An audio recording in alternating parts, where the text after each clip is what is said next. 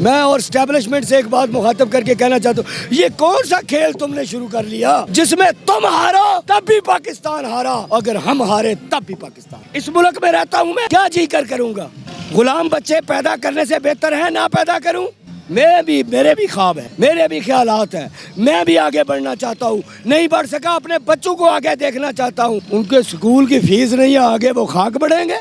ایسی زندگی سے قسم پیدا کرنے والے کی اس رائے حق میں کی شہادت بہتر، ہزاروں گنا بہتر۔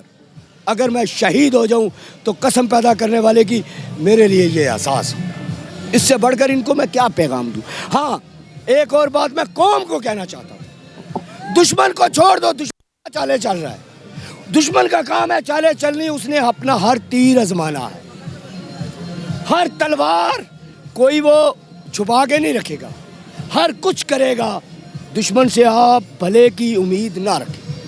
بات ہے اپنوں سے کہ یہ مجھے بتائیں آپ کہ کیا یہ مردوں کی طرح زندہ رہنا چاہتے ہیں یا زندوں کی طرح مرنا چاہتے ہیں؟ کیا بے غیرتی کی زندگی چاہیے یا عزت کی موت چاہیے؟ کیا آپ کو ایسا ہی سسٹم چاہیے جس میں آپ کی کہیں شنوائی نہ ہو، یا پھر آپ اپنے ملک کی باغ دوڑ خود سنبھال؟ فیصلے آپ کو کرنے ہیں، اب کرنے ہوں گے۔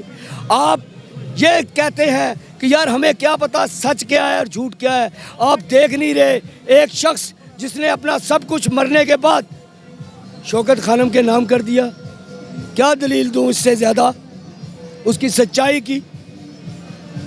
اس سے بڑی اور کوئی دلیل ہو ہی نہیں سکتی۔ اس پر اگر کوئی الزام لگاتا ہے وہ مسلمان تو لگا نہیں سکتا، وہ کوئی کافر ہی ہوگا جو لگائے گا۔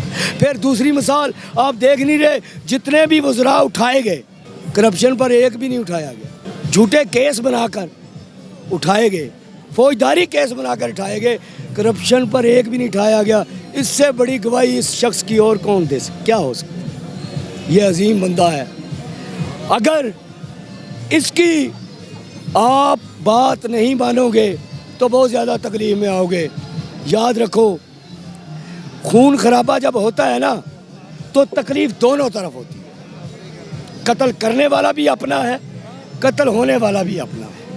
میں اور اسٹیبلشمنٹ سے ایک بات مخاطب کر کے کہنا چاہتا ہوں، یہ کون سا کھیل تم نے شروع کر لیا جس میں تم ہارو تب بھی پاکستان ہارا، اگر ہم ہارے تب بھی پاکستان؟ یہ کیسا کھیل شروع کر لیا؟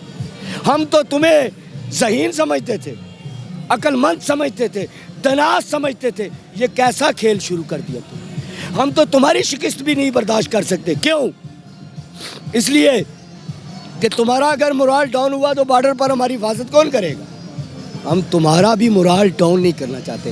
اب بھی وقت ہے، فیصلہ کر لو۔ ایک طرف وہ لوگ کھڑے ہیں جو پاکستان کی کرپشن کو مزید گرا کر تمہیں گھٹنوں کے بل لانا چاہتے ہیں، اور ایک طرف وہ کھڑے ہیں جو تمہیں آئین کے نیچے لا کر اٹھانا چاہتے ہیں۔ فیصلہ تم کرو۔ ناظرین، باتیں بہت سادہ ہیں، بات یہ ہے کہ بس سمجھ آ جائے، سوالات بہت، جواب نہیں۔ آپ دیکھ رہے تھے آزاد نیوز اور میں عثمان ملک۔